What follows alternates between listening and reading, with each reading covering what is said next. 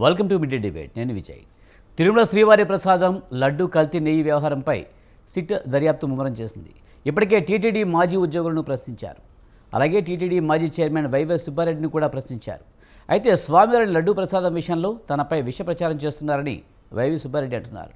లడ్డు ప్రసాదంలో కలిసింది జంతువుల కొవ్వ లేదా వెజిటబుల్ ఆయిల్ అనేది ఇప్పటివరకు స్పష్టత రాలేదన్నారు.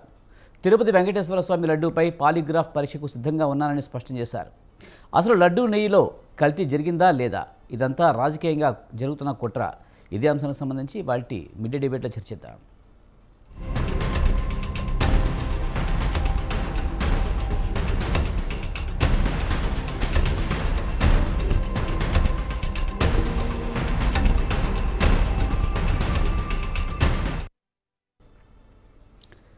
తిరుమల లడ్డూ ప్రసాదం వివాదం ఇంకా కొనసాగుతుంది. ఇకనైనా ఈ వివాదాన్ని ముగింపు పలకాలని టీటీడీ మాజీ చైర్మన్ వైవి సుబ్బారెడ్డి అంటున్నారు. తాను ఏ తప్పు చేయలేదని, టీటీడీలో టెస్టింగ్ విషయంలో పటిష్టమైన వ్యవస్థ ఉన్నప్పుడు ఆ కల్తీ ఎలా సాధ్యమైన అవుతున్నట్టు కూడా ఆయన ప్రశ్నిస్తున్నారు. ఇది రాజకీయ ప్రేరేపిత కేసుగా వైవి సుబ్బారెడ్డి ఆరోపిస్తున్న పరిస్థితి. మరి చంద్రబాబు సీఎంగా ఉన్నప్పుడు 2014 నుంచి విచారణ చేయాలంటూ కూడా ఆయన డిమాండ్ చేస్తున్నారు. దీనిపై మనతో మాట్లాడేందుకు బండారు రామ్మోహన్ గారు అనలిస్ట్, అలాగే మన్నెం కోటేశ్వరరావు గారు అనలిస్ట్ మనతో ఉన్నారు. వారితో మాట్లాడదాం. ముందుగా బండారు రామ్మోహన్ గారు, నమస్తే అండి. నమస్కారం సార్. తిరుమల లడ్డూ ప్రసాదం విషయంలో వైవి సుబ్బారెడ్డి ప్రెస్ మీట్ పెట్టారు. తాను తప్పేమీ లేదు, ఇదంతా రాజకీయ ప్రేరేపిత కుట్ర, అందులో భాగంగానే నన్ను ఇరికించాలని చూస్తున్నారంటూ కూడా ఆయన హార్డ్ కామెంట్స్ చేయడం ఎలా చూడాలి? అంటే పాపం పుణ్యం పరమాత్మనికి అన్నట్టు ఆయనకు తెలుసు, దేవుడికి తెలుసు. నేనైతే హేతువాది, నేను దేవుడిని నమ్మను.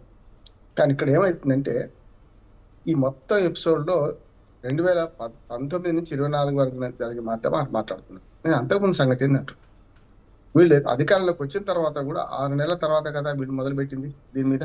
అంటే 6 నెలలు ఎవరు మరి? అంటే చంద్రబాబు నాయుడు, జగన్మోహన్ రెడ్డి ట్యాంకర్ల దాకా కావాలి ఉన్నారా? వీళ్ళు వాచ్మెన్లా ఏమన్నట్టు వీళ్ళు ఒకరి మీద ఆరోపణ చేసుకోవడం ఇచ్చరా? అంటే ఏమవుతుందంటే మొదటి నుంచి కూడా ఈ విషయంలో, నెయ్యి విషయంలో భక్తుల మనోభావాలు దెబ్బతీస్తున్నాయి. వాళ్ళైనా వీళ్ళైనా. ఒకటి విచారణ పేరు మీద ఇవాళ ఆ 5 ఏళ్ల పరిమితం చేయడం కరెక్ట్ కాదు, అంతకుముందు కూడా చేయాలి. 410 రూపాయలు 400 రూపాయలకు నెయ్యి వస్తుందంటే నవ్విపోతాం కదా. మీరు హెరిటేజ్ నెయ్యి 400 రూపాయలకి ఇవ్వమనండి అంటే ఖచ్చితంగా ఏ కల్తో ఉంది. కానీ కల్తీకి రాజు కంటే రాజభక్తి, స్వామి కంటే స్వామి భక్తి చూపించిన మరొక ఆయన ఉన్నాడు, చంద్రబాబు నాయుడు కాదు, ఇంకొక ఆయన ఉన్నాడు, ఎవరు, పవన్ కళ్యాణ్. ఈయనేమో ఏమో తండ్రి తంత్రి మీద ఎరిగితే కొడుకు కోనేట్లేని ఉంటాడ. ఆయన మొత్తం జంతువులకు అని మాట్లాడండి. అసలు ఏం ఆధారం లేకుండా ఎందుకు మాట్లాడతారు వీళ్ళు? అట్లా నెయ్యి తక్కువకు సప్లై అవుతుంది. ఇది ఆ నెయ్యి ఎంత తక్కువ అంటే టెండర్ ఎంత తక్కువ వేస్తే అంత కరెక్ట్ అని భావిస్తున్నారు. తప్పు కదా. నాణ్యత ఉందా లేదా చూసుకోవాల్సిన బాధ్యత టీటీడీ పాలక మండలిది. ఇప్పుడు డైరెక్ట్ ముఖ్యమంత్రులు మాట్లాడుకోవడం కాదు, ఇక్కడ పాలక మండలి ఏం చేస్తుంది అంటున్నారు. అప్పుడైనా ఇప్పుడైనా అసలు తిరుమల తిరుపతి చుట్టూ ఎన్ని వివాదాలు చుట్టుకుంటే పరకామణి కేసు అన్నాడు. అంతకుముందు ఒక్క పూట మన నైవేద్యం ఆలస్యమైందట, తాళాలు తెరిచే వాళ్ళు ఏరట. అదొక పెద్ద వార్త. మన మీడియా చేసింది, వాళ్ళు అదే చేశారు. చాలా వైసీపీ వాళ్ళు కూడా తక్కువ చేస్తారు అక్కడ. మళ్ళీ గోవుల సంగతి, గోవులు చచ్చిపోతున్నాయి సంగతి. మామూలుగా ఎన్ని గోవులు చచ్చిపోతే అసలు గోశాలలో ఏం జరుగుతుంది, తిరుపతిలో ఏం జరుగుతుంది ఎవరికి పట్టలేదు. అది గొప్ప లేదంటే ఇది గొప్ప అని మాట్లాడుతున్నారు.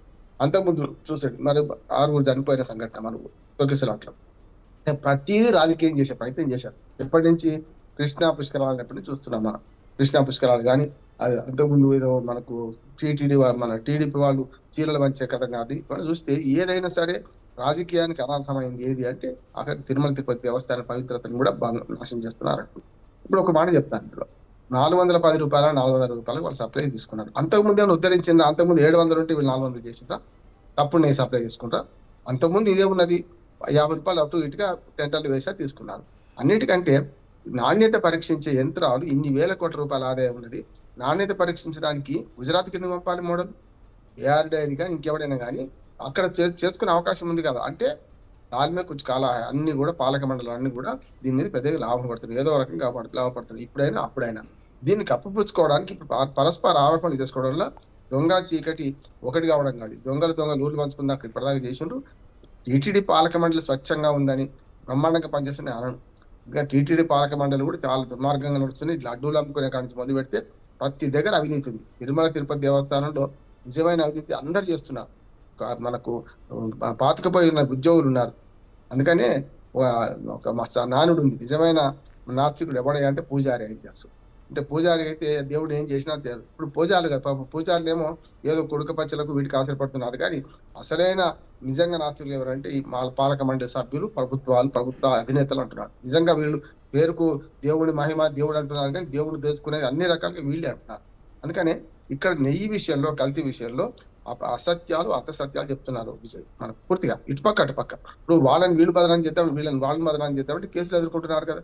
భూమన కరుణాకర్ రెడ్డి ఏం చేసిండు, ఏదో విగ్రహం దగ్గర ఉండి అది వీధిలో పడేసింది అన్నాడు. అక్కడ చెక్కినాము అని అడి నుంచి ఓ సామెత. అట్లాగే గోశాలలో వందల గోవులు చచ్చిపోతున్నాయి అంటున్నారు. ప్రతి నెల ఎన్ని గోవులు చచ్చిపోతే లెక్క చూస్తే వచ్చేసినాయి కదా.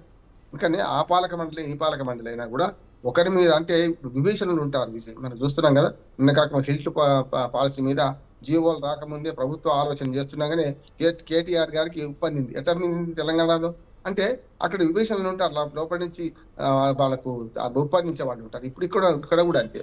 భూమన కరుణాకర్ రెడ్డి గారు అక్కడ పనిచేశారు కనుక, అంతకుముందు టీటీడీ చైర్మన్ ఉన్నారు కనుక దానిలో ఆయనకు అక్కడ అందించే వాళ్ళు ఉంటారు, దాన్ని బట్టి నేను ఆరోపణ చేస్తుంటాను. ఇక్కడ కూడా అంతే. ఇప్పుడు ఈయన వచ్చిండు, నాయుడు గారు వచ్చిండు, అంతకుముందు వాళ్ళు ఏం చేశారు, కూపిలాగి తీస్తుంటారు. అంటే ఒకరి మీద ఒకరు ఆరోపణ చేస్తున్నారు. ఈ తప్పుడు ఆరోపణ చేసుకున్నందుకు ఇది ఒక మంచి అవకాశాన్ని తీసుకుంటున్నారు. ఇట్లా దీనిలో ముఖ్యమంత్రి, మాజీ ముఖ్యమంత్రులు ఇన్వాల్వ్ అయ్యి, ఉప ముఖ్యమంత్రులు ఇన్వాల్వ్ అయ్యి అదిగో పులి అంటే ఇదే ఒకలాగా పెద్ద ఎత్తున చేస్తున్నారు. ఇందులో నా ఉద్దేశం ఏంటంటే అసలు 410 రూపాయలు 400 రూపాయలు మంచి నెయ్యి దొరకదు కనుక దొరకదు. 3000 రూపాయలు నెయ్యి ఉన్నది, మీరు ఒకసారి అట్లా కొట్టండి, గూగుల్లో కొడితే ఏ నెయ్యి ఏ హెరిటేజ్ ఎంత ఉంది, విజయ్ ఎంత ఉంది చూస్తున్నాం కదా. అసలు ప్రభుత్వ డైరీ నుంచి నెయ్యిని తెప్పించుకోరు వీళ్ళు, బయట నుంచి ఎంత తెప్పించుకుంటారు. ప్రభుత్వ డైరీలు ఉన్నాయి కదా, విజయ డైరీ ఉంది కదా, ఎంత తెప్పించుకోరు వీళ్ళు. అందుకని పోనీ వాళ్ళ కంపెనీలకు ఇచ్చుకోదు హెరిటేజ్ కానీ ఇంకేదైనా. అమూల్ అయితే అమూల్ ప్రమోట్ చేశారు కదా చంద్రబాబు నాయుడు గారు. అమూల్ అయితే వేరే రాష్ట్రానికి కూడా సహకార సంఘాన్ని నడుస్తుంది కదా. ఇప్పుడు మన మున్కరూరు డైరీ ఉంది, కరీంనగర్ డైరీ ఉంది, రాష్ట్రంలో చాలా ఉన్నాయి కదా. అంతెందుకు మన విజయ డైరీ నుంచి మేము నెయ్యి సప్లై చేస్తామని ఆ తెలంగాణ గవర్నమెంట్ తరఫున ఒక రిక్వెస్ట్ కూడా పోయింది. ఎందుకు తీసుకోవట్లేరు వీళ్ళు అంటే గవర్నమెంట్ సప్లై చేస్తే లంచాలు ఉండే కదా, మామూలు ఉంటావు కదా, ఇది సమస్య అంటున్నాను. ఇవాళ మొత్తం తిరుపతి దేవస్థానాన్ని ప్రతిష్టను దిగజారుస్తున్నారు. లడ్డూలు కూడా కింద దొరుకుతుంటాయి, బ్రోకర్లు అమ్ముతుంటారు, మనం చూస్తుంటాం. లడ్డూలు కావాలన్నా దేవస్థానం లడ్డూలు కావాలని చెప్పి అన్నిట్లో అవినీతి అంటున్నాను కదా. అవినీతి మయమైపోయిన దాన్ని సంస్కరించాలంటే అది పాలక బోర్డును సంస్కరించాలి. మొట్టమొదటి పాలక బోర్డులో ఇటువంటి రాజకీయ నాయకులు వేసి దానికంటే ఒక సలహా ఏంటంటే, నాకు చాలా మంది ₹1 కాదు 10 కోట్లు ఇచ్చి మాకు పాలక మండలిలో సభ్యత్వం ఇవ్వమంటున్నారు. అటువంటి భక్తులు నాకు చాలా మంది ఉన్నారు. వాళ్ళకి ఇస్తే 10 కోట్లు ఇస్తారు, 10 కోట్లు దోచుకోరు, 10 కోట్లు దేవుడికి ఇచ్చేవాళ్ళు ఉన్నారు, పెద్ద దాతలు ఉన్నారు. వాళ్ళకి ఎందుకు ఇవ్వరు వీళ్ళు? ఒక సభ్యుడు అయితే ఆల్మోస్ట్ ఆల్ అన్ని గవర్నమెంట్ మాట ఆయనే ఉంటున్నాడు. ఎందుకంటే ఆయనకి ఈ గొడవ అంతా పట్టదు. స్వామివారి సేవ చేసుకుందాం అది అదృష్టంగా భావిస్తా అనుకుంటాడు. అందుకే నిజమైన భక్తులకు, నిజమైన దాతలకు కనుక టీటీడీ బోర్డులో మెంబర్లు చేస్తే అప్పుడు ఇటువంటి వివాదాలు రావు. ఇప్పుడంతా రాజకీయం అయిపోయి చేసి పూర్తిగా తిరుమల తిరుపతి దేవస్థానాన్ని కష్ట పట్టిస్తున్నారు. కానీ పాలక మండలి ఏది ఇచ్చినా కూడా, నేను మొన్ననే మా అల్లుడు కూతురుతో తిరుపతిలో 2 రోజులు నాకు కావాలని ఉన్నా. నేను ఎప్పుడు తిరుపతి కింది మీటింగ్ పోతే పైకి పోను, అటువంటి పిల్లలతో కలిసిపోయాను. చూద్దాం, చాలు 10 ఏళ్ల తర్వాత పోతున్నాం కదా అని చూస్తే అద్భుతంగా మనకు కొన్ని ఏర్పాట్లు బాగా కనపడుతున్నాయి. రోడ్లు బాగా శుభ్రం చేస్తున్నారు, కార్మికులు పనిచేస్తున్నారు, మనకు ఉద్యోగులు బాగా బ్రహ్మాండంగా పనిచేస్తున్నారు. కానీ తినేది ఎవరు, ఆరోపణ చేసుకునేది వీళ్ళే. ఒక దాని మీద చెప్తున్నాను కదా, పూర్తిగా ఈ అవాకులు చెవాకులు పేలుకుంటూ చేసుకుంటున్నారు. ఒక ఉదాహరణ చెప్పి ముగిస్తాను నేను. గతంలో కూడా ఈ మన ల్యాండ్ టైటిలింగ్ యాక్ట్ అని వచ్చిండే. ఎందుకంటే వీళ్ళు ఎట్లా చేస్తున్నారు, దాన్ని మసిపూసి మారడిగా ఎట్లా చేస్తున్నారు. ల్యాండ్ టైటిలింగ్ యాక్ట్ ఇక్కడిది కేంద్ర ప్రభుత్వం ఫస్ట్ అమలు చేద్దామంటే జగన్మోహన్ రెడ్డి గారు అమలు చేస్తే మొత్తం చాప చుట్టుకుపోతారు, భూమి అంతా తీసుకుపోయి చాప చుట్టుకుపోతారు, భూమి అంతా ఆయన ఉంచుకుంటాడని చెప్పి పెద్ద ప్రచారం చేసింది. నేను వ్యతిరేకించాను, తప్ప ఇది అట్లా ఉండదు. సమగ్ర సర్వే చేస్తున్నారు, అప్పటికే 6,000 గ్రామాలు పూర్తయినాయి. అంటే ఒక్క తప్పు ఏం చేశారు జగన్మోహన్ రెడ్డి గారు అంటే, ఆనాడు తన ఫోటోలను మన హద్దురాల మీద వేసుకోవడం, పాస్బుక్ల మీద తన ఫోటో వేసుకోవడం ఇది తప్పు. కానీ ప్రాసెస్ మాత్రం సెంట్రల్ గవర్నమెంట్ చేసిన దాన్ని చాలా ఇప్పుడు ఏమైంది, దాన్ని బంగాళాఖాతాలను పడేస్తున్నారు కదా. ఈ ప్రభుత్వం ఏం చేసింది, మళ్ళీ దానే కొనసాగిస్తున్నది. అంటే వీళ్ళు వచ్చినప్పుడు సక్రమం అవుతుంది, వీళ్ళు లేకపోతే అక్రమం అవుతుంది. ల్యాండ్ టైటిలింగ్ యాక్ట్ మీద ఎంతైతే దుర్మార్గంగా జగన్మోహన్ రెడ్డి బదనాం చేద్దామని చేసిండ్రో, ఇప్పుడు అంతకంటే ఎక్కువ దీనిలో బదనాం చేస్తున్నారు. పౌరుల ఉద్దేశం, నా ఉద్దేశం ఏంటంటే, కింది నుంచి 2014 నుంచి, సరే విడిపోక ముందు వేరు, 2014 నుంచి 24 వరకు ఇప్పటి వరకు ఇప్పుడు కూడా ఈ 2 ఏళ్ళు ఏడాది కూడా ఎంక్వైరీ చేయాలి. నెయ్యి అప్పుడెందుకు సప్లై చేసి ఇప్పుడెందుకు సప్లై చేసిండ్రు, దానిలో అక్రమాలు ఏమైనా ఉన్నాయా లేవా, పూర్తి స్థాయిలో సిట్ విచారణ సరిపోతుంది. నేనేమంటున్నాను, ఇందులో ఈడీ విచారణ కావాలి, సిబిఐ విచారణ కావాలి. సిబిఐ కూడా మీ జేబులో సంచి అని జగన్మోహన్ రెడ్డి అనొచ్చు, ఎందుకంటే మీరు కూటమి ప్రభుత్వం కదా, సిబిఐ విచారణ కూడా నిష్పక్షపాతంగా జరుగుతాను. ఇక దేవుడు వచ్చి విచారణ చేయాలంటే కష్టం, దేవుడు శిక్షిస్తాడు అట్లా చేస్తారని వీళ్ళు రైట్ మాట్లాడతారు. కానీ నేనేమంటున్నానంటే ఇప్పుడు సిట్ విచారణ సరిపోదు, ఈడీ కానీ లేకుంటే సిబిఐ కానీ రావాలి, విచారణ జరిపితేనే కరెక్ట్ అంటున్నాను. రైట్ కోటేశ్వరరావు గారు, తిరుమల లడ్డూ ప్రసాదం వివాదంపై వైవి సుబ్బారెడ్డి ప్రెస్ మీట్ పెట్టారు కదా. ప్రధానంగా అయితే తాను తప్పేమీ లేదు, 2019 నుంచి 2024 వరకు ఎలాంటి తప్పు జరగలేదని చెప్తున్నారు. కానీ 2014లో చంద్రబాబు నాయుడు సీఎంగా ఉన్నప్పటి నుంచి కూడా విచారణ జరగాల్సిన అవసరం ఉందంటూ కూడా వైవి సుబ్బారెడ్డి కామెంట్ చేయడం మీరు ఎలా చూస్తారు? వి సుబ్బారెడ్డి కానీ, లేకపోతే గతంలో పాలక మండలి సభ్యులుగా ఉన్నటువంటి వాళ్ళు లేదా వైసీపీ నాయకులు కూడా మొదటి నుంచి చెప్తున్నటువంటి వాదన ఇది. ఇందులో కొత్త విషయాలు ఏమీ లేవు.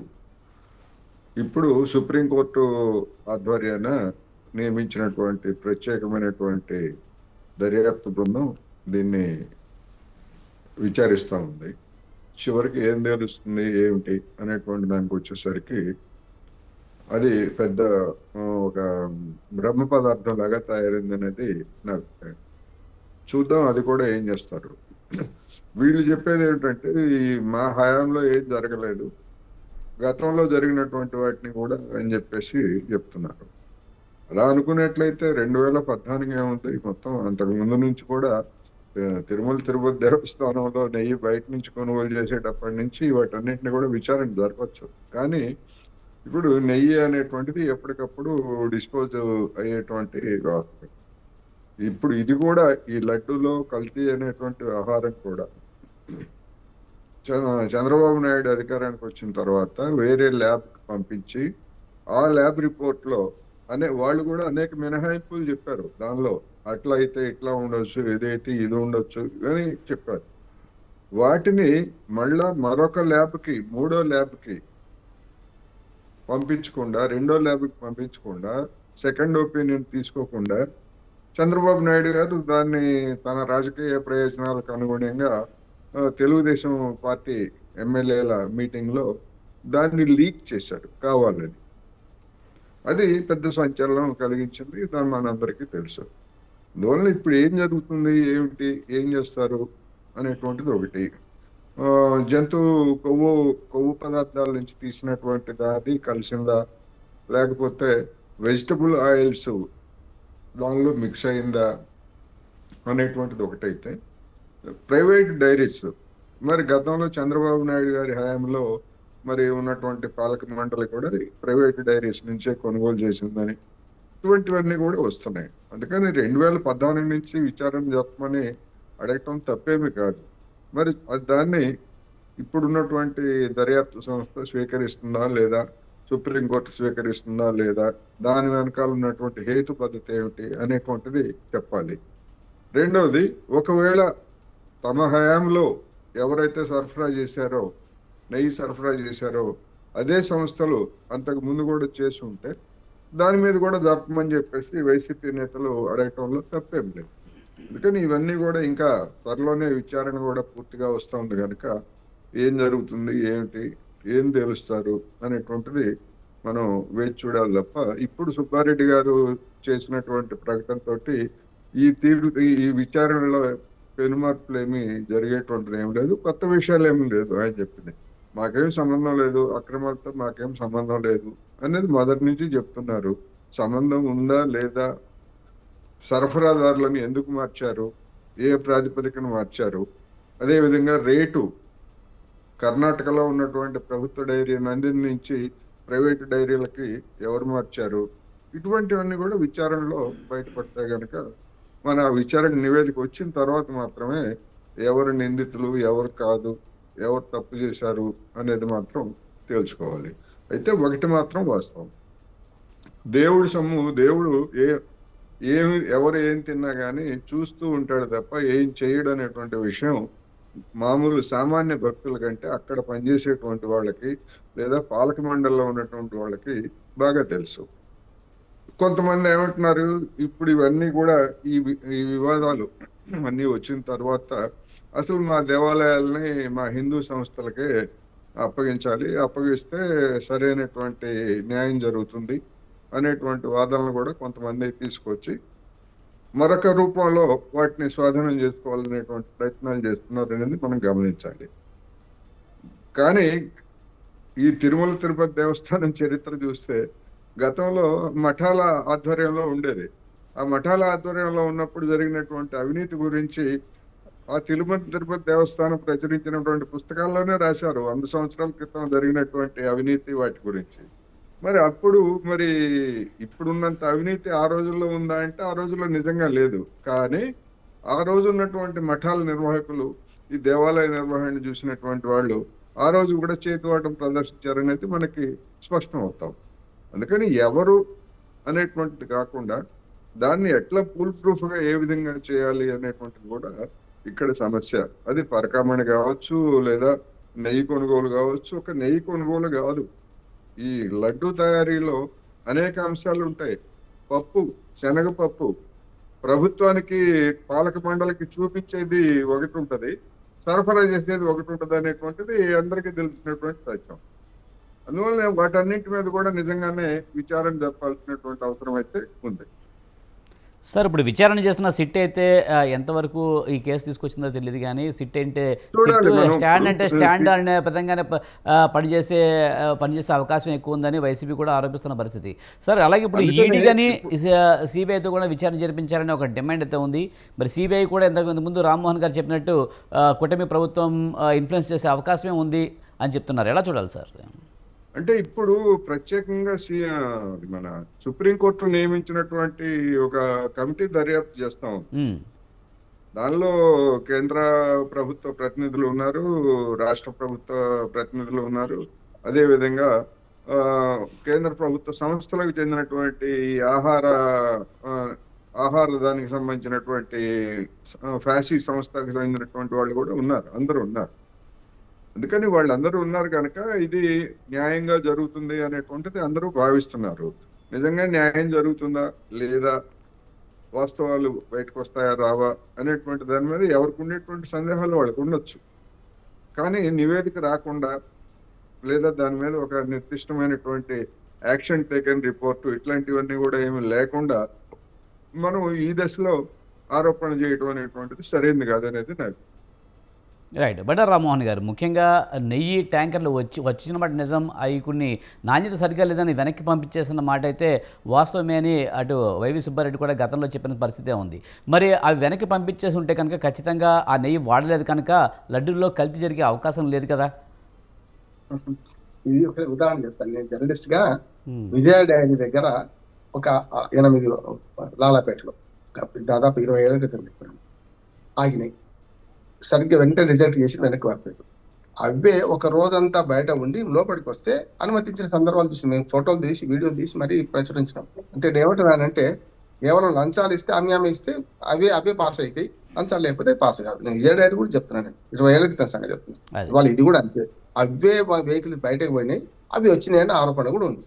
నేనేమంటున్నానంటే సీసీ కెమెరాలు ఉంటాయి కదా, ఇవి ఎక్కడికి పోయినాయి, ఎక్కడికి వాళ్ళు తిరుమల తిరుపతి మీద అక్కడైతే మీ కిందాక అంత సీసీ కెమెరాలు ఉన్నాయి కదా, ఎక్కడ ఉన్నాయి, మళ్ళీ ఎక్కడికి వచ్చి చేయరాదా అంటున్నా. పారదర్శకత మీద పనిచేయవు, చాలా సార్లు సీసీ కెమెరాలు పనిచేయవు, దొంగతనం చేసేవాడు దాన్ని తీసేస్తాడు. ఇక్కడ కూడా జరుగుతుంది అది అంట. వెనక్కి పంపిన మళ్ళీ వచ్చినాయి వీళ్ళు అంటున్నారు, వెనక్కి పంపిన మళ్ళీ వచ్చినాయి రాలే, రుజువుకు మంచి రుజువు ఉంది కదా, మనం చేసుకోవచ్చు కదా. ఇంకొకటి ఇంతకుముందు కోటేశ్వరరావు గారికి విలువైన విషయం చెప్పాలి.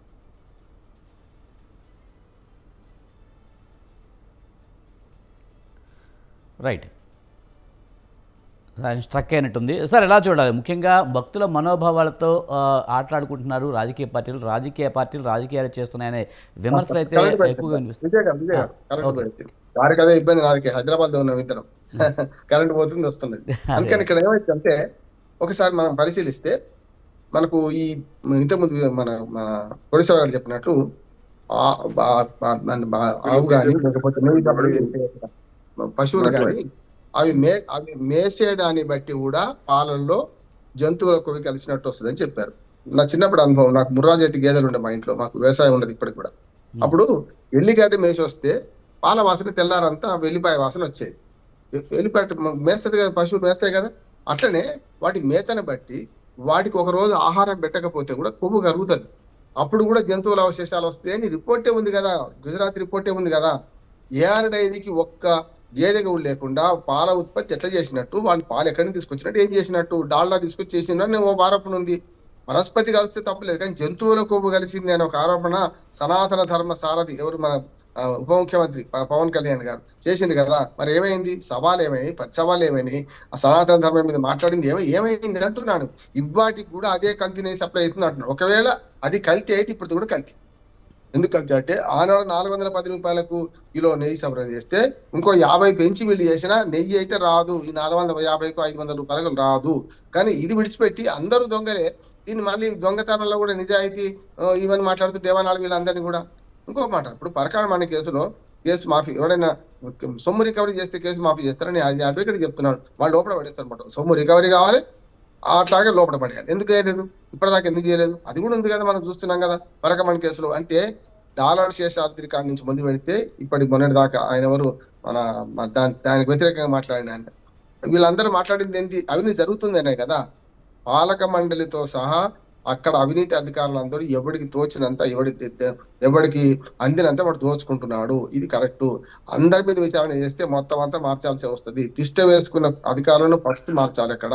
రెండవది, పాలక వర్గాల్ని ఇట్లా రాజకీయ పాలక వర్గాలను కాకుండా నిజమైన భక్తులు, నిజంగా చెప్పాలంటే భక్తుల మనోభావం దెబ్బతింటున్నాయంట.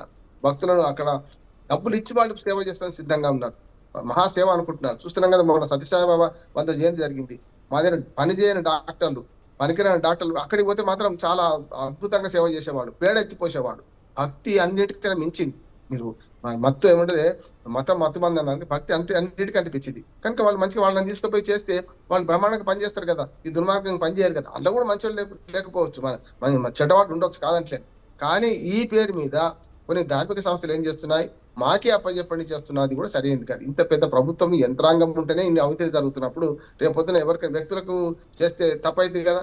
అందుకనే కొన్ని గుళ్ళు, నేను పేరు చెప్పను కానీ కొన్ని గుళ్ళు ట్రస్టుల పేరు మీద కడుతున్నారు కదా, మఠాల పేరు మీద, ట్రస్టుల పేరు మీద కట్టేటి అన్ని కూడా దేవాదాయ శాఖ కిందికి చెందాయి కనుక, దేవాదాయ శాఖ కిందికి చెందకుండా వాటికి లోబడకుండా, ఆ చట్టాన్ని లోబడకుండా ఎట్లా చేస్తే బాగుంటుందని కూడా కొన్ని దేవాలయాలు వెలుస్తున్నాయి. వాళ్ళు మొత్తం సొంత కబ్జాలు పెడుతున్నారు. సొంతంగా వాళ్ళు మొత్తం అంతా భక్తుల మనోభావాలను, భక్తులు ఇచ్చిన డబ్బులను, కానుకలను వాళ్ళు సొంతానికి వాడుకుంటున్న సందర్భం చూస్తున్నాం.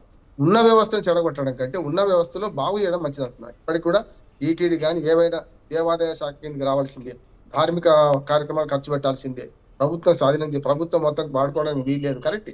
కళ్యాణ మండపాలు కట్టియాలి, లేకుంటే సమాజ సేవ చేయాలి, విద్యాలయాలు కట్టియాలి, తిరుపతి స్థలం సేవ చేస్తే లేదా.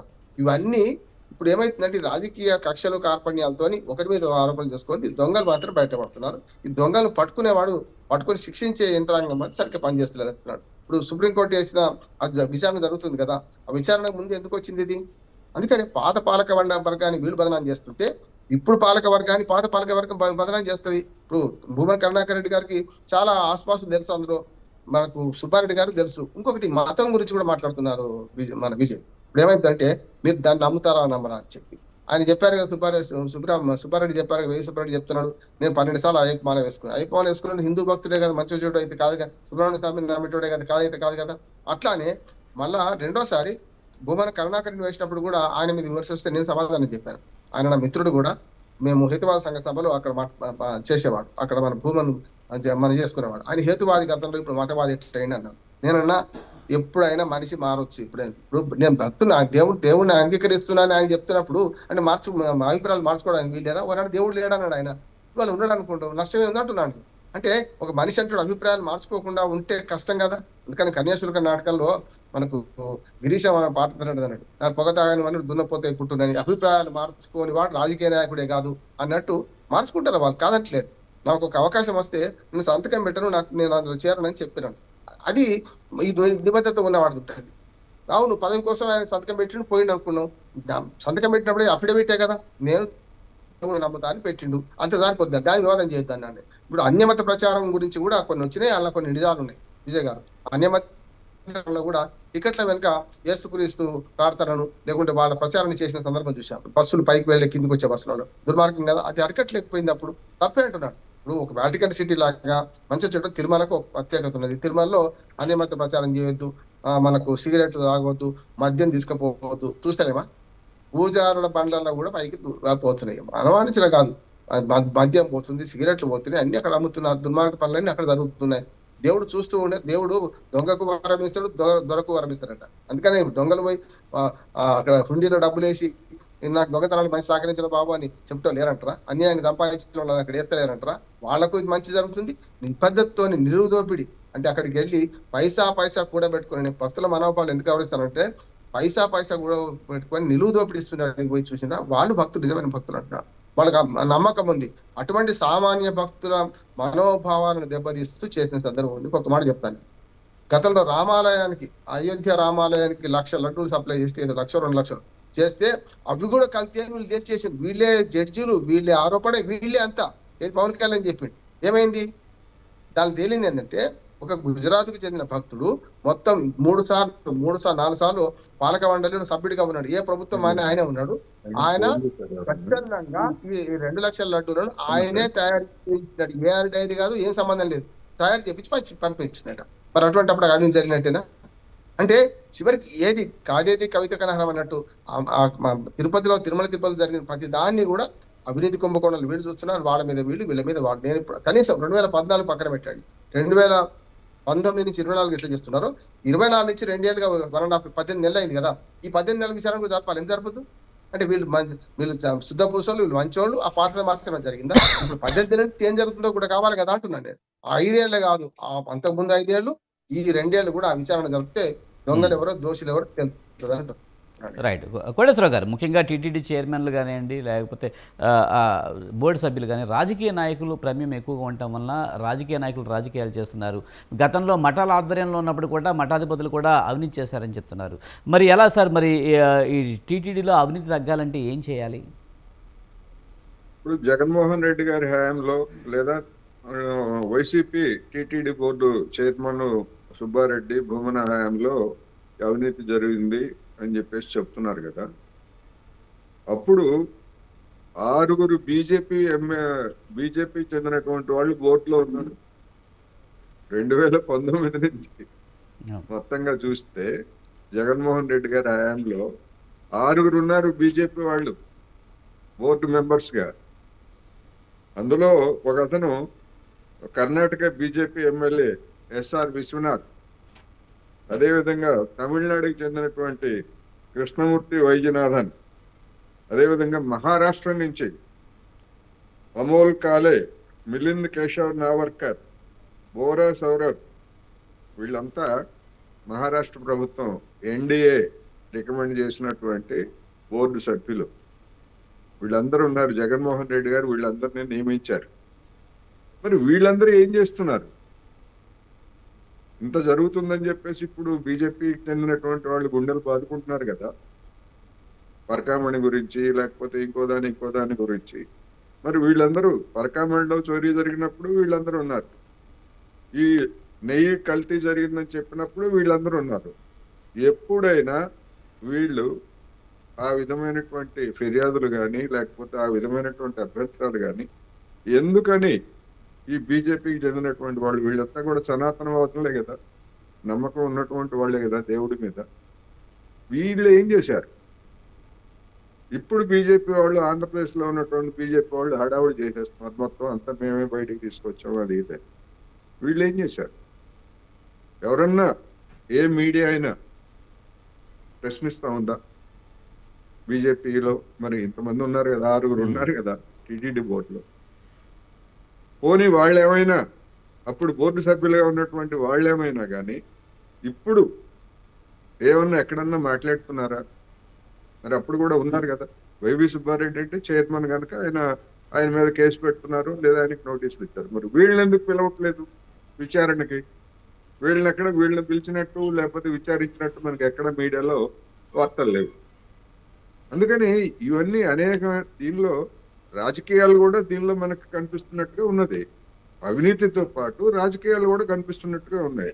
అందుకనే ఏమైనప్పటికీ వాస్తవాలు బయటపెట్టాలి, భక్తుల మనోభావాలు దెబ్బతినకుండా చూడాలి. నిందితులుగా ఉన్నటువంటి వాళ్ళందరినీ కూడా డెఫినెట్ గా చట్ట ప్రకారం చర్యలు తీసుకోవాలి.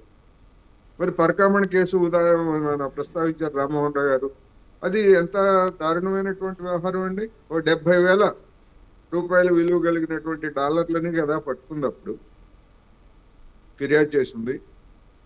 మరి 70,000 రూపాయల డాలర్లు పట్టుకున్నప్పుడు ఆ రవికుమార్ అనేటువంటి అతను దాదాపు 3.5 దశాబ్దాలుగా 35 సంవత్సరాలుగా ఆ పరికరమైన డ్యూటీల్లో పనిచేస్తున్నాయంట అతను పట్టుకున్న తర్వాత తీగలాగితే డొంకంతా కదిలినట్టుగా రిజిస్ట్రేషన్ వాల్యూ 14 కోట్ల రూపాయలు విలువ కలిగినటువంటి రిజిస్ట్రేషన్ వాల్యూ ఉన్నటువంటి దాన్ని టీటీడీకి మళ్ళీ గిఫ్ట్గా ఇచ్చాయంట. గిఫ్ట్గా ఇచ్చి కేసు రాజీ. పట్టుకున్నదేమో పోలీసు సిఐ. ఆ పోలీసు సిఐ వ్యక్తి కాదు కదా, సిఐగా పట్టుకొని కేసు పెడితే ఆ సిఐ రాజీ చేసుకోవడానికి సిఐకి ఏం ఆ సిఐ మీద ఒత్తిడి తెచ్చినటువంటి పోలీసు ఉన్నతాధికారులు ఎవరు, లేదా రాజకీయ నాయకులు ఎవరు? ఇవి కదా చూడాల్సింది. మరి ఎవరైనా చూసారా? ఎవ్వరు చూడలేదు. చివరికి ఇప్పుడు ఆ సిఐని చంపేశారని ఎందుకు అంటున్నామంటే పోలీసులు దాన్ని హత్యగా నమోదు చేశారు కనుక చంపేశారు. ఎవరో ఒకరు చంపేశారు. ఎవరు చంపారనేటువంటి సమస్య. 40,000 రూపాయలు నెలకి 40,000 రూపాయలు లేదా 45,000 రూపాయలు సంపాదించేటువంటి ఉద్యోగి బహిరంగ మార్కెట్ లో 100 కోట్ల రూపాయలు విలువ కలిగినటువంటి ఆస్తులను ఎట్లా సంపాదించాడు? అతను ఆ విధమైనటువంటి సంపాదన చేస్తా ఉంటే తోటి ఉద్యోగులు గాని వాళ్ళని పర్యవేక్షిస్తున్నటువంటి చిన్నజీఆర్ పెద్దజీఆర్ మఠాలు పెద్ద వాళ్ళు కదా, వాళ్ళందరికీ ఎవ్వరికి ఒక్కడికి కూడా అనుమానం రాలేదా వాళ్ళ లైఫ్ స్టైల్ మీద, వాళ్ళ ఆస్తిపాస్తుల మీద? ఒక రోజు కాదే, 2 రోజులు కాదే, ఒక రోజులో అంత అన్ని డాలర్లు లేకపోతే అన్ని కొట్టేయటం ఎవరికి సాధ్యం కాదు. అందుకని వీటి వెనకాల ఉన్నటువంటి అసలైనటువంటి వాళ్ళని వదిలేసి చివరికి ఇప్పుడు ఫిర్యాదు చేసి ఉపసంహరించుకున్నటువంటి సతీష్ కుమార్ చనిపోయాడు. ఛానల్ మూసుకుపోయింది. ఇంకేం చేస్తారు వీళ్ళు? ఒక జర్నలిస్టు, నిజానికి శ్రీనివాసులు అనేటువంటి ఒక జర్నలిస్టు ఈ విషయాలన్నీ కూడా రాస్తే అతన్ని నోరు మోయించడానికి అతని మీద గంజాయి స్మగ్లింగ్ చేస్తున్నాడని కేసు పెట్టారండి జర్నలిస్ట్ మీద. ఇంకొక జర్నలిస్ట్ కూడా హాన్స్ ఇండియానో ఏదో పత్రిక, దానిలో కూడా ఇంకొక జర్నలిస్ట్ కూడా అనేక విషయాలు రాస్తే అతను 25 కేజీల గంజాయి స్మగ్లింగ్ చేశాడని చెప్పేసి కేసు పెడితే జైల్లో అనారోగ్యానికి గురై అతను చనిపోయాడు. రెండో అతను శ్రీనివాసులు, ఇతని మీద కూడా గంజాయి కేసు పెట్టారు. గంజాయి కేసు పెడితే ఇతనికి ప్రాణహాని కలిగితే, ప్రాణహాని బెదిరింపులు వస్తే సిపిఎం వాళ్ళ దగ్గరికి వెళ్ళి నన్ను రక్షించండి అని సిపిఎం ఆఫీస్కి వెళ్తే మేము రక్షిస్తాము కానీ మీరు చేయాల్సింది చేయండి అని చెప్పేసి ఎస్పీకి కంప్లైంట్ ఇచ్చి మొత్తం అంతా కూడా దాన్ని చేశారు. అతను ఫిర్యాదు చేస్తేనే హైకోర్టు కూడా కదిలింది. ఇప్పుడున్నటువంటి ప్రభుత్వం మరి పాలక మండలి కానీ ప్రభుత్వం కానీ దాని గురించి ఎందుకు శ్రద్ధ తీసుకోలేదు? వీళ్ళు లడ్డు గురించి ఇంత ఆందోళన చేస్తున్నారు కదా, పవన్ కళ్యాణ్ ఊగిపోయాడు కదా పక్కా సనాతన అని. పరకామణిలో మరి ఆ విధమైనటువంటి ఒక ఫ్రాడ్ చేసినటువంటి వాడు గిఫ్ట్ పేరుతోటి అన్ని కోట్ల రూపాయల సంపదలు సమర్పించినప్పుడు దీని వెనకాల ఎవరున్నారు, ఇంకా ఎన్ని వందల కోట్ల రూపాయలు ఈ విధమైనటువంటి చోరీ జరిగింది అని చూడాల్సిన బాధ్యతని వీళ్ళు ఎవరైనా పట్టించుకున్నారా అంటే పట్టించుకోలేదు. ఆ హైకోర్టుకు కూడా ఏదో నామకే వాస్తే ఇచ్చినట్టుగా ఇస్తే అట్లా కాదు మీరు చేయాల్సిందే అని చెప్పేసి మొట్టికాయలు వేసిన తర్వాత ఒక కమిటీని వేశారు. అందుకని వీళ్ళ చిత్తశుద్ధి ఏమిటి లడ్డు విషయంలో కావచ్చు, పరకామణి విషయంలో కావచ్చు అనేటువంటి ప్రశ్నలు ఇవాళ భక్తుల్లో ఉన్నాయనేది నేను ఈ సందర్భంగా చెప్పదలుచు. రైట్. రామ్మోహన్ గారు, మొత్తానికి అయితే కొండ మీద విపరీతమైన అవినీతి జరుగుతుందని అర్థమవుతుంది, కానీ దానికి ఆధారాలు అయితే లేకపోవచ్చు. కానీ పరకామణిలో కానివ్వండి, నెయ్యిలో కానివ్వండి, పప్పులో కానివ్వండి, ప్రతి దాంట్లోనూ అవినీతి అయితే కనిపిస్తుంది. మరి అవినీతిని అరికట్టవలసిన వాళ్ళు రాజకీయ ఆరోపణలు చేసుకుంటూ కాలం గడిపేస్తున్నారు. మరి టీటీడీలో ఎంత అవినీతి జరుగుతున్నా దీన్ని బయటకు తీసుకురాగలిగే ఇది ఎవరికి ఉంటుంది? పారదర్శకత, జవాబుదారితనం అంటే వస్తుంది. ఇప్పుడు అన్ని ఆన్లైన్ సేవలు చేశారు, అక్కడ అవినీతి లేకుండా పోయింది కదా. చాలా వరకు ఆన్లైన్ సేవ శ్రీవాణి టికెట్లు కానీ చాలా వరకు అవినీతి లేకుండా చేశారు. గతంలో టోకెన్ సిస్టమ్ ఉండే అనుకోండి, అవినీతి జరిగింది. అట్లాగే చాలా మంది లడ్డూలు ఎట్లా అమ్మారు, 300 రూపాయల టికెట్లు కూడా బయట అమ్మేవాడు. ఆన్లైన్ సిస్టమ్ చేసిన తర్వాత పోయింది కదా చాలా వరకు. నేను ఏమంటా అంటే ఎప్పుడు కూడా అవినీతి నిర్మూలన కావాలంటే వ్యవస్థాగతమైన మార్పులు చేస్తే తప్ప సాధ్యం కాదు. అవి చెయ్యనియ్యరు. నేను చెప్పాను కదా, ఆ మనకు ట్యాంకర్లు వెనక్కి పంపిస్తే మళ్ళీ 2 రోజుల తర్వాత అవేటినే వాటిని ఆమోదించారు అని ఆరోపణ చేస్తున్నారు కదా. అవి ఎక్కడ దాకా పోయి ఎక్కడి నుంచి వచ్చినాయి అనే మాట చేయరాదా అంటున్నారు. కిందకి దిగినాయా ట్యాంకర్లు, ఎక్కడ ఆపిండ్రు, ప్రతిదీ ఉంటుంది. ఇంకోటి ఏంటంటే ఇప్పుడు వెహికల్స్ కూడా మన విజయ్ గారు చిప్ సిస్టమ్ పెడుతున్నారు. వాళ్ళ ఓనర్స్ చాలా మంది ఏం చేస్తారంటే అది ఎక్కడికి కాకపోతుంది. మనం చూస్తాం కదా, క్యాబ్ బుక్ చేసుకుంటే అది ఆ జర్నీ అయిపోయేదాకా మనం ఇంట్లో కోసం చూసుకోవచ్చు. మన అమ్మాయినో లేకుంటే పిల్లలను మనం పంపిస్తున్నాం అనుకోండి, క్యాబ్ లో పంపిస్తుంటే అది ఎక్కడ దాకా పోతుంది, ఎక్కడ దాకా వచ్చింది, రూట్ ఏమైనా తప్పు పోతుందా ఒప్పు పోతుంది, మన ఇంట్లో కూర్చొని చూసుకుంటున్నాం కదా. ఇంత అడ్వాన్స్ టెక్నాలజీ వచ్చిన తర్వాత ఇవన్నీ కావాలని సీసీ కెమెరాలు పనిచేయవు, కావాలని ఏ టెక్నాలజీ పనిచేయదు, ఇవన్నీ కూడా చేస్తున్నారు కదా. దానికి కారణం ఏంటంటే రహస్యంగా ఇది అభివృద్ధి చేయడానికి వీలుగా ఇవన్నీ పనులు చేసుకుంటున్నారు అంటున్నాను నేను. అందుకనే ఆయనను చంపేశారు, సమస్య కేసుగా బుక్ చేశారు. ఎవరు చంపారో మాకు తెలియదు. ఎందుకంటే ఎవరు చంపారో ఎవరు చెప్పాలి అంటే, ఒక ఫిర్యాదు చేసిన ఉద్యోగిని భద్రత లేకుండా అక్కడి నుంచి ఇక్కడికి వస్తుండే, సాక్ష్యం ఇచ్చిపోయింది ఆ గతంలో. అంటే రెండోసారి సాక్ష్యం ఇస్తే బయటపడితే దాంతోనే కదా. ఒకసారి సాక్ష్యం ఇచ్చినప్పుడు క్లియర్ చెప్పిండు ఆయన, అలా రవి ఇవన్నీ చేసిండని చెప్పిండు. అంటే ఇది ఏమనేది పెద్ద చేతులు ఉన్నట్టే కదా. రవి వెనక ఎవరున్నారు, అవి వెనక ఉన్న చేతులు ఏంటి, ఏమని మనకు బయటపడాలి కదా అంటున్నాండి. అది వైసీపీ కావచ్చు, టీడీపీ కావచ్చు, వాళ్ళ ఆరోపణ చేసుకుంటే మనకు సంబంధం లేదు. కానీ ఈ రాజకీయ పార్టీల ఆరోపణలు కూడా మన మీడియా కూడా ఏం చేస్తుందంటే దీన్ని చిలువలు పర్వాలు చేసి, ఇప్పుడు మీడియా కూడా చీలిపోయింది కదా. ఎవరి వైపు మాట్లాడాలో వాళ్ళు మాట్లాడుతున్నారు. 4 పత్రికలు చదివితే తప్ప అసలు విషయాలు తెలుస్తలేదు మనకు. మాలాంటి వాళ్ళు నోళ్ళు నొక్కేస్తారు. ఏం చేయాలి మరి అంటే, వీళ్ళు ఏం చేస్తారంటే మీడియా ట్రయల్, రాజకీయ ట్రయల్ నడుస్తుంది అంటున్నాడు. వైసీపీని బదనం చేయడానికి టీడీపీ, టీడీపీని బదనం చేయడానికి వైసీపీ. ఈ 18 నెలలు వైసీపీ తక్కువైంది ఇంట్లో. వీళ్ళు కూడా అన్ని రకాల ప్రయత్నాలు చేసింది. చెప్పాను కదా, గోవులు చచ్చిపోతున్నాయి ఆయన కాడి నుంచి మొదలు పెడితే, విష్ణుమూర్తి విగ్రహం రోడ్డు మీద పడేసింది మొదలు పెడితే, అన్ని వీళ్ళు రాజకీయం చేసి వీళ్ళు తక్కువేం చేయలే. వీళ్ళు కూడా ఈ 18 నెలలుగా వీళ్ళు చేసే పని వీళ్ళు చేస్తున్నారు, కేసులు ఎదుర్కొంటున్నారు. ఆ విగ్రహం బయటపడ్డదంటే మనం భూమన కరుణాకర్ నమస్కారం పెట్టొస్తే ఆయన మీద కేసు అయిందే కాలేదా. ఇంతకుముందు కోటేశ్వరరావు గారు మంచి మాట చెప్పారు. ఇంతమంది ఇప్పుడు అన్ని రకాల పార్టీల వాళ్ళు అయితే ఉన్నారు కదా, బీజేపీ పార్టీ వాళ్ళు, అప్పుడు ఎందుకు మాట్లాడలేదు? అసలు సమిష్టి బాధ్యత అవునా కాదా? ఒక చైర్మన్ తీసుకుని నిర్ణయం తీసుకుంటే అయిపోతుందా? బోర్డు ఏం చేస్తున్నట్టు? బోర్డులో ప్రతి తీర్మానం రికార్డ్ అయి ఉంటది కదా, అవి ఏమైనట్టు? ఇవన్నీ ఎక్కడ పోయినట్టు? ఎవరిని అడుగుతున్నారు, ఏం చేస్తున్నారు అంటే ఏం లేదు. ఒకరి మీద బదనం చేసుకోవాలి మాత్రం నిజంగా భక్తులందరూ కళ్ళు తెరవాలి. పెద్ద దోపిడీ జరుగుతుంది అక్కడ. ఈ దోపిడీలో ఈ రాజకీయ నాయకులందరూ భాగస్వాములు, రాజకీయ నాయకులు కాదు ఉద్యోగులు కూడా భాగస్వాములే అంటున్నాను. వీళ్ళందరినీ కూడా స్పష్టంగా ఆదాయానికి మించిన ఆస్తులు ఉంటే పట్టుకోవాలా లేదంటున్నాను. ఆదాయానికి మించిన ఆస్తులు ఎట్లా వెల్లడైతే అంటే చట్టమే చెప్తుంది. ప్రభుత్వ ఎండోమెంట్ శాఖ కూడా ప్రభుత్వంలో భాగమే కదా. అట్లా ఎవరైతే ప్రభుత్వ ఉద్యోగులు ప్రతి సంవత్సరం తమ ఆస్తిపాస్తులను వెల్లడించాలి. ఎవరైనా వెల్లడిస్తున్నారా? వాళ్ళ ప్రభుత్వ ఉద్యోగాల జీతభత్యాలకు వాళ్ళు అనుభవించే సౌకర్యాలకు, దొంగ పేర్ల మీద, బినామీ పేర్ల మీద పెట్టుకునే సౌకర్యాలకు, ఆస్తులకు చూసుకుంటే ఒక్క దెబ్బకు 100కి 90 మంది ఉద్యోగులు పోతారంట. కొన్ని ఉద్యోగులలో కొన్ని వృత్తుల వాళ్ళు అభివృద్ధి చేయడానికి వీల్లేకపోవచ్చు, కానీ డబ్బు ఎక్కడ ఇన్వాల్వ్ అయితే అక్కడ ఇన్వాల్వ్ అయితే అంటున్నారు. మేము గతంలో విజయ్ గారు ఏ ప్రభుత్వ శాఖలో అవినీతి ఎక్కువ ఉందని మేము బస్ స్టాండ్లలో బ్యాలెట్ పెట్టేవాళ్ళం. పెడితే ఫస్ట్ ఏంది, పబ్లిక్ తో కాంటాక్ట్ ఉన్న police station, revenue, select city, municipality వచ్చేది. పోస్ట్ ఆఫీస్ రాకపోయింది. పోస్ట్ ఆఫీస్ అది లాస్ట్కు ఉండేది. ఆ మధ్యన ఏదైతే ఉపాధి హామీ పథకం డబ్బులు పోస్ట్ ఆఫీసుల ద్వారా పంచితే పోస్ట్ మాస్టర్ అరెస్ట్ అయ్యారు. అంటే డబ్బు ఎక్కడ ఉంటుందో అక్కడ ఖచ్చితంగా అవినీతి జరుగుతుంది. జరగకుండా ఉండాలని ఏం చేయాలి? ఇంతకుముందు ప్రశ్న అడిగారు కదా, అవినీతి లేకుండా ఉండాలంటే పారదర్శకత, జవాబుదారీతనంతో ఉన్న మన వ్యవస్థను ప్రవేశపెట్టాలి. అప్పుడు మాత్రమే సాధ్యమవుతుంది. చాలా వరకు టీటీడీలో ఇవన్నీ వచ్చినాయి. నేను చెప్పిన మన ఆన్లైన్ సేవలు వచ్చినాయి. అప్పటి నుంచి కొంచెం అవినీతి తక్కువైంది. కానీ అవి కానివి చేస్తున్నారు. కావాలని మిషన్లు జరగొడతారు, కావాలని వాళ్ళు పనిచేసే సీసీ కెమెరాలు జరగొడతారు. అవినీతి కప్పుచ్చుకోవడానికి రకరకాల విన్యాసాలు చేస్తారు. రాజకీయ పార్టీలు అండలేకుండా ఏ ఉద్యోగి కూడా అవినీతి చేయడానికి వీల్లేదు. అది చేస్తూనే ఉన్నారు. రాజకీయ పార్టీ చూస్తూనే ఉన్నాయి. అప్పుడు జరుగుతుంది, ఇప్పుడు కూడా జరుగుతుంది టీటీడీలో అవినీతి.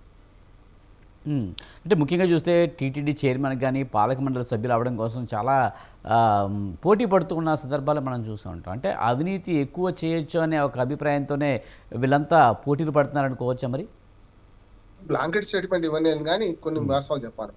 ఎందుకంటే బోర్డు సభ్యులకు సకల సౌకర్యాలతో పాటు టీటీడీ నుంచి కానుకలు అన్నీ పోతున్నాయి. లడ్డూలు ఒకటే కాదు, అన్ని రకాల కానుకలు పోతున్నాయి. అందులో అందరూ భాగస్వామ్యం, తిలాపాపని తలా పెట్టాడు. ఇంతకంటే ఎక్కువ చెప్తే ఏంటంటే వాడు నా మీద ఇజ్జత్ దావా చేస్తాడు. నేను అడ్వకేట్ని కనుక అంతకు మించి చెప్పలేకపోతున్నాను. అందరికీ మామూలు పోతున్నాయి. ఈ టీటీడీలో దేవుని సొమ్ము అందరూ కంకేరింగ్ చేస్తున్నారు, మంచిగా జీర్ణించుకున్నారు.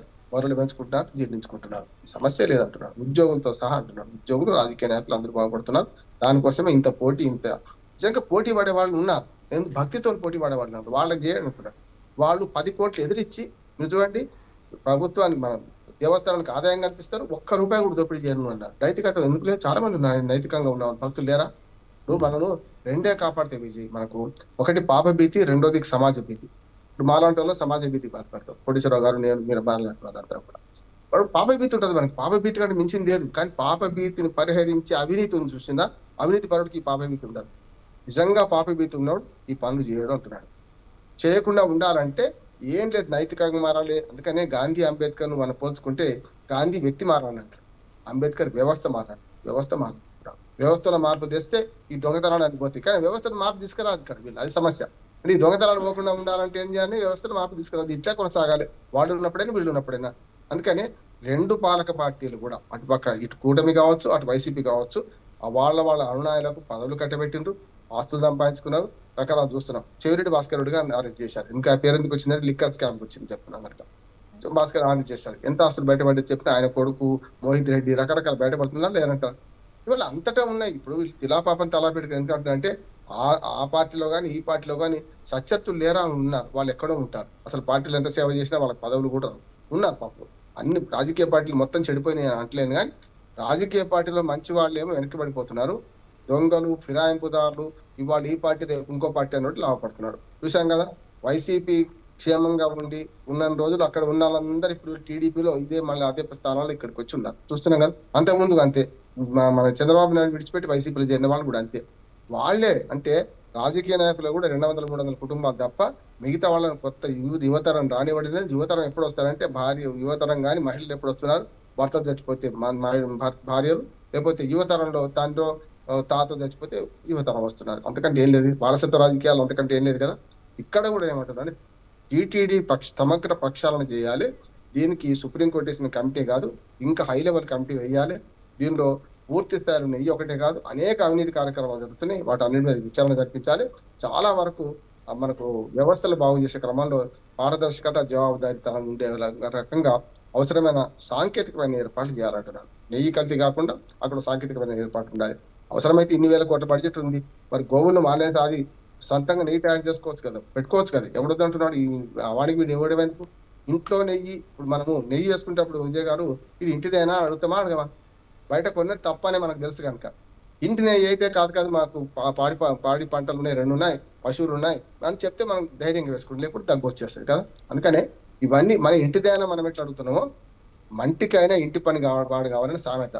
మీరు చేసే పని నెయ్యి కనుక టీటీడీ వాళ్ళని విజ్ఞప్తి ఏంటంటే పాలక వర్గం మంచో చెడ్డో నష్టం వస్తుంది, అంతకంటే ఎక్కువ ఖర్చు అవుతుంది. కానీ సొంత మన పాడిని పెంచుకోవడం ఉన్నాయి కదా, చాలా మంది ఇస్తున్నారు కదా, పెంచుకోవడం, దాని ద్వారా ఉత్పత్తి చేసుకోవడం, దానికి తగ్గట్టు చేసుకోవడం. కానీ కోట్ల లడ్డూలు తయారు చేయాల్సి వస్తుంది కనుక అంత వ్యవస్థ ఏర్పాటు చేయాలంటే ఏమవుతుందో చూడొచ్చు. కానీ కనీసం కల్తీని అరికట్టడానికి ఒక 500 కోట్ల రూపాయలు ఖర్చు పెట్టలేరు వీళ్ళు. 500 కోట్ల రూపాయలు అయితే అంత సెట్ అవుతుంది. నెయ్యి కల్తీ కాకుండా చూస్తాం, ఏదైనా రిజెక్ట్ అవుతుంది. కంప్యూటర్ వ్యవస్థ తీసుకొచ్చుకోండి, అది రిజెక్ట్ చేస్తే మనిషి ప్రమేయం లేదు, అది రిజెక్ట్ చేసిందంటే మనకి కల్తీ నెయ్యి అని తెలియదు అనుకో, మళ్ళీ తీసుకోకుండా ఉంటుంది కదా. అదే వస్తే పసిగడుతుంది కదా. ఆర్టిఫిషియల్ ఇంటెలిజెన్స్ యుగంలో ఇంకా పాతకాలపు పద్ధతులు అవలంబిస్తున్నారు అంటే మీటర్ వేసి చూస్తున్నారు అలా అంటే అర్థం చేసుకోవచ్చు. దానిమే కొంచెం కాలం తప్పనిసరి అవినీతి పరులకే ఇది పట్టం కట్టే విధంగా ఉంది, అవినీతి పరులే బతికే విధంగా ఉంది. రైట్. కోటేశ్వర గారు, ముఖ్యంగా తిరుమల వెంకటేశ్వర స్వామి దర్శించుకోవడానికి రోజు వేలాది మంది భక్తులు వస్తుంటారు, ఎన్నో కానుకలు వేస్తూ ఉంటారు, కొన్ని కోట్లు కూడా వేస్తున్న సందర్భాలే మనం చూస్తూ ఉంటాం. నిజంగా అదంతా కూడా స్వామివారికే వెళ్తుందా అనేది డౌటే. ఎందుకంటే వీళ్ళు ప్రైవేట్ బ్యాంకుల్లో డిపాజిట్లు చేస్తున్నారనే ఆరోపణలు కూడా ఉన్నాయి. ప్రైవేట్ బ్యాంకులకి మళ్లించే క్రమంలో వీళ్ళు కొంత నొక్కేస్తున్నారనే ఆరోపణలు కూడా చేస్తున్న పరిస్థితి. బ్యాంకుల్లో ఇప్పుడు టీటీడీకి వచ్చినటువంటి సొమ్ముని బ్యాంకుల్లో డిపాజిట్ చేస్తారు. సొమ్ము కావచ్చు, బంగారం కావచ్చు, వెండి ఆభరణాలు, ఇవన్నీ కూడా బ్యాంకుల్లో తప్ప మరొక చోట ప్రైవేట్ బ్యాంకులకు ఇస్తున్నారు. దాని మీద కూడా విచారణ చేయాలని చెప్పి వైవి సుబ్బారెడ్డి అడుగుతున్నారు. అంటే ప్రైవేటు బ్యాంకుల కంటే ప్రైవేట్ బ్యాంకుల వాళ్ళు ఇచ్చేటువంటి ముడుపులు సంగతి తెలిసిందే. ఎందుకంటే వాళ్ళ బ్యాంకుల్లో డిపాజిట్లు చేస్తే కొంత ముడుపులు ఇస్తారు ప్రైవేట్ బ్యాంకు వాళ్ళు. గవర్నమెంట్ బ్యాంకులు కూడా కొంతమంది ఇస్తే ఇవ్వచ్చు, కానీ అవకాశాలు తక్కువ ఉంటాయి. రెండోది ఇందాక మీరు అన్నారు, ఎందుకు ఇంత పోటీ పడుతున్నారు టీటీడీ బోర్డు చైర్మన్ పదవి లేకపోతే బోర్డు మెంబర్స్ కని. అది ఒక చిన్న రాష్ట్ర బడ్జెట్ అంత స్థాయి కూడా ఉండదండి. 9,000 కోట్ల బడ్జెట్ టీటీడీ బోర్డు. 9,000 కోట్లు అంటే మరి అక్కడ ఉన్నటువంటి అటవీ శాఖ కావచ్చు, లేదా భవనాలు కావచ్చు, లేదా వస్తువుల కొనుగోలుకు సంబంధించి ఇప్పుడు ఆన్లైన్ సేవల్లో చేసేటువంటి దందా ఏమి ఉండదు. ఆన్లైన్ సేవల కంటే ఈ వస్తువుల కొనుగోలు, కాంట్రాక్టులు, లేకపోతే ఇటువంటి దానిలోనే పెద్ద మొత్తంలో చేతులు మారుతూ ఉంటాయి. అందుకని మరి ఆ విధమైనటువంటి ఒక చిన్న రాష్ట్ర ఒక ముఖ్యమంత్రి స్థాయిలో ఉంటాడు టీటీడీ బోర్డు చైర్మన్ అంటే. అందుకనే టీటీడీ బోర్డు ఈఓగా ప్రధాన ఎగ్జిక్యూటివ్ ఆఫీసర్ గా ఉండేటువంటి వాళ్ళు కూడా ఒక చీఫ్ సెక్రటరీకి ఉన్నంత డిమాండ్ ఉంటుంది అక్కడ. అందుకని అది ఆదాయ వనరుగా ఉన్నది. రెండోది అన్నింటికీ మించి ఏంటంటే ఈ భక్తులతోటి లేదా వివిధ ప్రముఖులు, ఇప్పుడు సుప్రీంకోర్టు న్యాయమూర్తులు వచ్చినా, హైకోర్టు న్యాయమూర్తులు వచ్చినా, లేకపోతే రాష్ట్రపతి వచ్చినా, ప్రధానమంత్రి వచ్చినా ఈ ప్రోటోకాల్స్ ఈ వ్యవహారం అంతా కూడా మామూలుగా ఉండదు కదా. అందుకని ఆ విధమైనటువంటి డిమాండ్ ఉంటుంది. రెండోది చేతివాటం కూడా అంతే ఉంటుంది అనేది మనం గమనించాలి. అందుకని మరి వీటన్నిటికీ పరిష్కారం ఏమిటి అని చూసినప్పుడు రామ్మోహన్ రావు గారు ఎక్కడ డబ్బు ఉంటే అక్కడ అవినీతి ఉంటుంది అన్నప్పుడు మరి సర్వం డబ్బుమయమే కదా. పూజల దగ్గర నుంచి, దర్శనం దగ్గర నుంచి, మరి తిరుమలలో అన్ని డబ్బుమయమే. అదేవిధంగా దుకాణాల కేటాయింపు దగ్గర నుంచి, ఆ దుకాణాల్లో అమ్మేటువంటి ధరల దగ్గర నుంచి, హోటల్స్ ప్రైవేట్ వాళ్ళే కదా పెట్టేది హోటల్స్, వాళ్ళకి కేటాయించేటువంటి హోటల్స్, ఆ హోటల్స్ లో పెట్టేటువంటి పదార్థాల ధరలు, ఇట్లా ప్రతి దగ్గర కూడా దందా అనేటువంటిది కనిపిస్తూ ఉంటుంది మనకి. అందుకనే దానికి అంత డిమాండ్ అనేది కూడా మనం గమనించాలి. చివరికి ఆన్లైన్లో ఇవ్వాల్సిన టికెట్లు కూడా బ్లాక్లో అమ్ముతున్న పరిస్థితి కనిపిస్తుంది. 300 దర్శనం టికెట్ మనకి యాక్చువల్గా అయితే ఆన్లైన్లో దొరుకుతుంది, కానీ అక్కడ కొండ మీదకి వెళ్తే 2,000కి 3,000 కూడా దొరుకుతుంది. దొరుకుతాయి. అదే కదా ఇప్పుడు కొంతమంది ఎమ్మెల్యేలు తాము సిఫార్సు లేఖలను కూడా అమ్ముకుంటున్నారని కదా వాళ్ళ మీద ఉన్నటువంటి ఆరోపణ. సిఫార్సు లేఖలను కూడా అమ్ముకోవడం అంటే మరి ఎమ్మెల్యేలే అమ్ముకున్నారా, లేకపోతే వాళ్ళ అనుచరులుగా ఉన్న వాళ్ళు అమ్ముకున్నారా? అల్టిమేట్ గా ఎమ్మెల్యే కదా బాధ్యత. ఇవే ఆరోపణలు గతంలో మనం రోజా మీద వచ్చాయి. చాలా మంది దర్శనాలకు తీసుకెళ్లి వాళ్ళ దగ్గర నుంచి డబ్బులు వసూలు చేస్తున్నారనే ఆరోపణలు కూడా చాలా చేసిన సందర్భం. రోజా మీద ఏంటండి ప్రతి ఎమ్మెల్యే మీద వచ్చాయండి, ప్రతి ఎమ్మెల్యే మీద వచ్చాయి. రోజా అంటే రాజకీయాల్లో ఉంది కనుక ఆమెను ఒక టార్గెట్ చేసుకుని ఆమె మీద చేశారు, అలా చేశారు, మీడియా కూడా కేంద్రీకరించింది. అటువంటి పని చేయని ఎమ్మెల్యే ఎవరు? అది సమస్య. ఎమ్మెల్యే కావచ్చు, ఎంపీలుగా ఉన్నటువంటి వాళ్ళు కావచ్చు, ఆ విధమైనటువంటి ఫేవరెటిజం, రకరకాల ప్రలోభాలు. ఇప్పుడు అక్కడ దర్శనానికి వీలు కల్పిస్తే ఏమైనా చేసి పెట్టడానికి సిద్ధపడేటువంటి ప్రభుత్వ సిబ్బంది, ప్రభుత్వ ఉద్యోగులు, ప్రభుత్వ అధికారులు ఉంటారండి. ఇప్పుడు జర్నలిస్టులుగా మన దగ్గర కూడా కొంతమంది వస్తుంటారు. సార్ మీకు అక్కడ పరిచయం ఉంటది కదా, పలుకుబడి ఉంటది కదా, రూమ్ ఇప్పించండి. ఏంట్రా అంటే మనం ఏం చెప్పలేము. అంటే ఒక విధమైనటువంటి ఒక పిచ్చలో ఉండేటువంటి వాళ్ళు దేనికైనా సిద్ధపడతారు. రైట్. రామ్మోహన్ గారు ఫైనల్గా చెప్పండి, స్వామివారిని కోల్చే చాలామంది మనోభావాలని దెబ్బతీసే విధంగానే ఇప్పుడు రాజకీయ నాయకులు కానీ కొంచెం పాలక వర్గం టీటీడీ బోర్డు కానీ వ్యవహరిస్తుంది అనేది ఇది వచ్చిన విమర్శలు. నిజమైన భక్తులు మనం గౌరవిద్దాం. వాళ్ళు దేవుణ్ణి నమ్ముతారు, దాన్ని స్వయం మంది అందరూ గౌరవించాల్సిందే. వాళ్ళ మనోభావాలు దెబ్బతీస్తూ వీళ్ళ రాజకీయ పోరాటం కోసం ఒకరినొకరు ఆరోపణ చేసుకో టార్గెట్ చేసుకొని మొత్తం మీద తిరుమల తిరుపతి దేవస్థానం పవిత్రతను చెడగొడుతున్నారని ఆరోపణ. సమస్య లేదు. దీనికి ఒకటే ఇవాళ బడ్జెట్ ఇంతకుముందు కొడిశ్వరరావు గారు చెప్పినట్టు మొన్ననే చూశాను నేను. కౌన్సిల్ హైదరాబాద్ జిహెచ్ఎంసీ కౌన్సిల్ సమావేశం 11,025 కోట్ల బడ్జెట్ ఆమోదించాం వచ్చే సంవత్సరానికి. అంటే ఆల్మోస్ట్ అంత బడ్జెట్, ఒక హైదరాబాద్ మహానగరం అంత బడ్జెట్ అక్కడ ఉన్నది కదా. అవి కాకుండా హుండీలో నా భక్తులకు నా వెనుకేందండి, హుండీలు వేస్తే ఇట్లాంటి దుర్మార్గం తింటున్నారు, మీరు అక్కడ ఉన్న బిచ్చగాళ్ళకి వేయండి, పూజాలకు వేయండి, పూటకు లేక పూజాలు జీతాలు పెరగలేదట, పూజాలకు వేయండి నిజంగా. కానీ అది కూడా ఉన్నది, హుండీలో వేయాలని సీసీ కెమెరాలు చూస్తుంటాయి కదా, పూజారికి మాత్రం రూపాయి ఇవ్వద్దని రాసి పెట్టుంటుంది అక్కడ. అది తీసి వాళ్ళు ఏం చేస్తారు, సీసీ కెమెరాలు చూస్తుంటే కనుక వాళ్ళు అందులో వేస్తున్నారు. చిన్న చిన్న ఈ దేవస్థానం తిరుపతి విడిచిపెట్టిండ్రు, చాలా దేవస్థానాలలో సీసీ కెమెరాలు పెట్టడం ఎవరి కోసం పెట్టిండ్రు, ఈ పూజారుల కోసం పెట్టిండ్రు. అసలు ఈ దొంగల కోసం పెట్టాలి సీసీ కెమెరాలు అని నేను చెప్పిన. అదనపు దొంగలు ఇంత పెద్ద పెద్ద కుంభకోణాలు చేస్తారు, వాళ్ళ కోసం పెట్టాలి. పొట్టకూటి కోసం కుడక పచ్చడికి ఆశపడే వాళ్ళ మీద నిఘా పెట్టినంత నిఘాను ఈ పాలక వర్గాల మీద ఎందుకు పెడితే లేదంటున్నాను. పాలక వర్గాల్లో అందరూ అట్లా లేరు, మంచివాళ్ళు ఉంటారు, కానీ వాళ్ళ వాయిస్ చాలా తక్కువది, లో వాయిస్. వాళ్ళు ఎంత చేసినా కూడా వాళ్ళ నోరు మూయించే చర్యలు కూడా ఉంటాయి. మంచివాళ్ళు అస్సలు లేకుండా టీటీడీలో అందరూ దొంగలేని నేను అన్నాను. కానీ ఇక పాలక వర్గాల్లో కూడా మైనార్టీ వర్గం ఉంది కదా, వాళ్ళు మైనార్టీ అంటే వాళ్ళు నిజాయితీ పనులు, వాళ్ళు నిజాయితీ పనులైన మైనార్టీ. వాళ్ళ వాయిస్ లేవాలంటే పారదర్శకత, జవాబుదారితనంతో వ్యవస్థలు పనిచేయాలి. డబ్బున్న చోట అంతా అవినీతి జరుగుతుందంటే అవినీతి జరిగే చోట అంతా ఇట్లాంటి వ్యవస్థలు ఏర్పాటు చేయాలని నేను అంటున్నాను. అంతే, డబ్బున్న చోట అంతా అవినీతి జరిగితే మరి ఎట్లా దాన్ని అరికడదాం?